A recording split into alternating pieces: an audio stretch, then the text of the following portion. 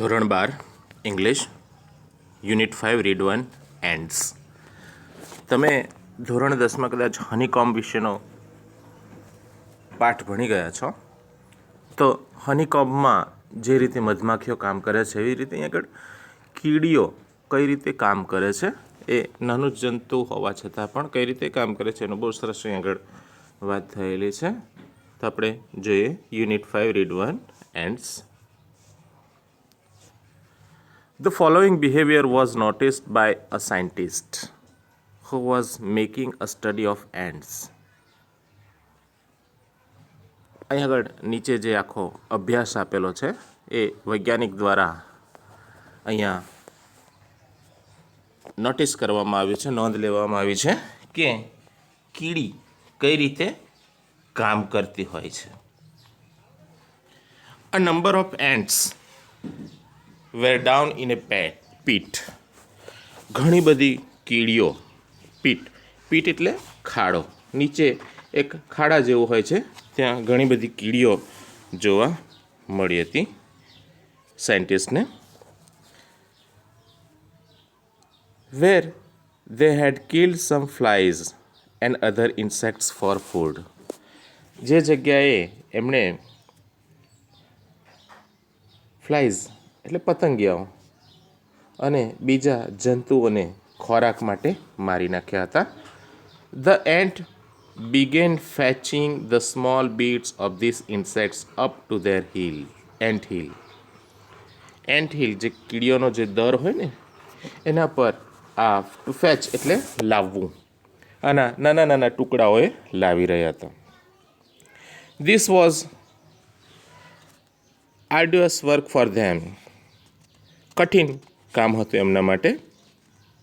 The side of the pit were steep and considering the size of the ants.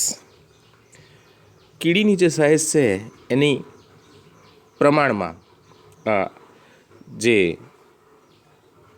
ખાડો જે હતો એનો જે ઢોળાવવાળો ભાગ હતો એ ખૂબ ઊંચો હતો. The load they were carrying were very heavy. તદુપરાંત જે વજન એ લોકો ઉચકી જતા હતા એ પણ એમના શરીર કરતાં વધારે ભારે હતું.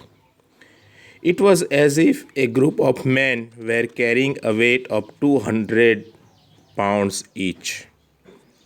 200 પાઉન્ડનું વજન, એક 100 પાઉન્ડ માણસનું વજન હોય તો એની કમ્પેરમાં 200 પાઉન્ડનું વજન એ ઉચકીને એક માણસ જતો હોય એવી રીતે કીડીઓ ઉચકીને જતી હતી.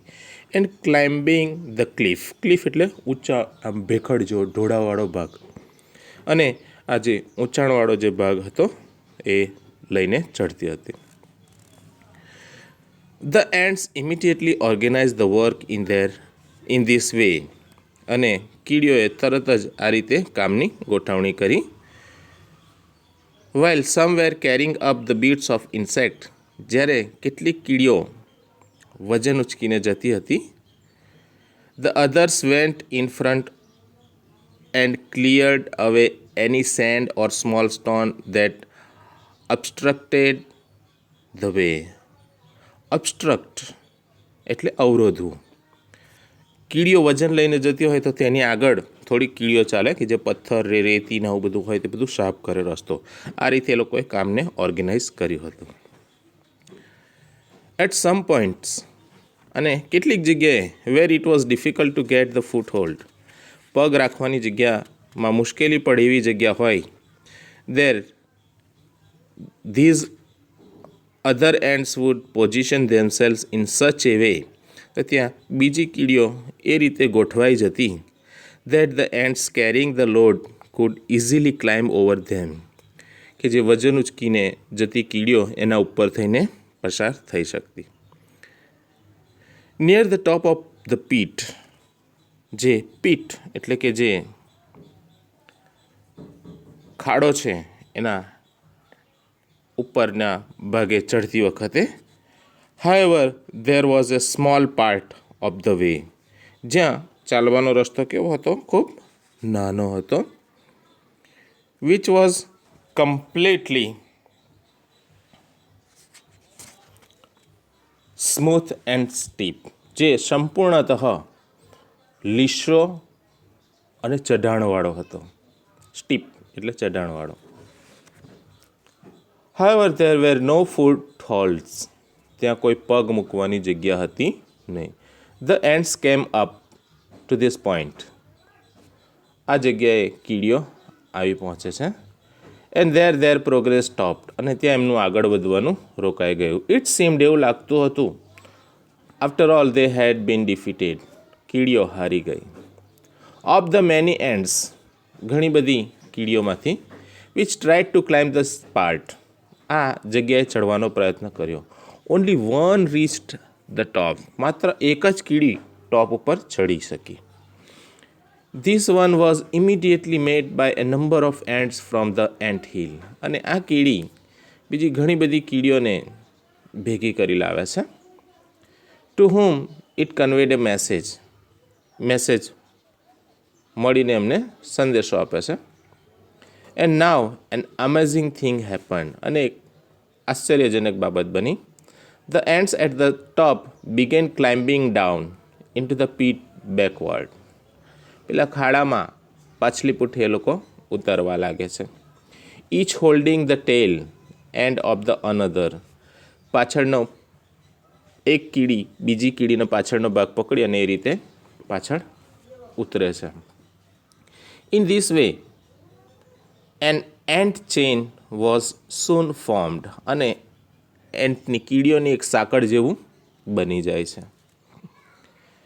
Which slowly drop down the steep side, કે જે સ્ટીપ સાઇડ જે હતો, જે ચઢાણવાળો જે ભાગ હતો, એના નીચેના ભાગ સુધી પહોંચે છે. When it reach the ants waiting with their loads, જ્યારે પેલી કીડીઓ વજન ઉચકીને ઊભી હતી ત્યાં પહોંચે છે, ત્યારે they easily climbed up the chain and came out at the top, એ ચેન પર ચડી જાય છે અને ટોપ ઉપર, ટોચ ઉપર એ પહોંચી જાય છે, ખાડાની ટોચ ઉપર. ત્યાં બહુ સરસ કીડીઓનું જે આખું વર્ક ઓર્ગેનાઇઝ છે એની વાત કરી છે. Such behaviour showing the adeptness of ants, આ પ્રકારનું વર્તન, બિહેવિયર શું બતાવે છે? શોવિંગ ધ એડેપ્ટનેસ એટલે કાર્યકુશળતા, દક્ષતા, કીડીઓની કાર્યકુશળતા, દક્ષતા આપણને બતાવે છે. Has been noticed and studied by many, અને આની ઘણાએ નોંધ પણ લીધી છે અને અભ્યાસ પણ કર્યો છે. નાવ સાયન્સ હેઝ ડિસ્કવર્ડ, હવે વિજ્ઞાને પણ શોધી કાઢ્યું છે, સમ થિંગ્સ અબાઉટ એન્ટ લાઈફ, કીડીઓના જીવન વિશે, which sim to show that, જે બતાવે છે the intelligence of this tiny ક્રીચર્સ, tiny એટલે સૂક્ષ્મ, નાનું, આ નાના જંતુની જે બુદ્ધિ જે છે is very close to human intelligence, જે માનવીની બુદ્ધિની બિલકુલ નજીક છે. Not all scientist concede to this view, બધા વૈજ્ઞાનિકો આ મંતવ્યને નથી માનતા, કન્સીડ એટલે માનવું. But you may look at some of this facts, પણ તમે આ કેટલીક હકીકતો સામે જુઓ. And form your own opinion, અને તમે પોતાનો અભિપ્રાય બનાવી શકો છો. These are ants that do farming, આ કીડીઓ છે કે જે ખેતી પણ કરે છે. યુ મે નો ધેટ, તમે જોઈ શકો છો. It was a big leap for human progress, leap એટલે કૂદકો, એક માનવના વિકાસ માટેનો એક ખૂબ મોટો તબક્કો હતો. When man gave up being a full time hunter, માણસે શિકારી તરીકેનું જે ફૂલ ટાઈમ એનું જીવન હતું તે છોડી દીધું. એન્ડ ટુ ફાર્મિંગ, અને ખેતી કરવા લાગ્યો. Seemingly the umbrella ants of South Africa have taken same step in their small way, South આફ્રિકામાં જે કીડીઓ જે છે એણે સેમ આ જ રીતેનું પગલું ભર્યું છે. They are called by the name because, એને આ અમ્બ્રેલા નામથી બોલાવવામાં આવે છે કારણ કે they are often seen carrying large piece of leaf over their head like umbrellas. છત્રીની જેમ એમના માથા પર એક મોટું પાંદડાનો ટુકડો ઉઠાવીને ફરતા હોય છે, એટલા માટે એને અમ્બ્રેલા એન્ડ્સ કહેવામાં આવે છે. They take these piece of leaf to their nest, આ પાંદડાનો ટુકડો એમના માળામાં લઈ જાય. વેર દે ચ્યુ ધેમ વેરી નાઇસલી, એને બરાબરનો ચાવી નાખે.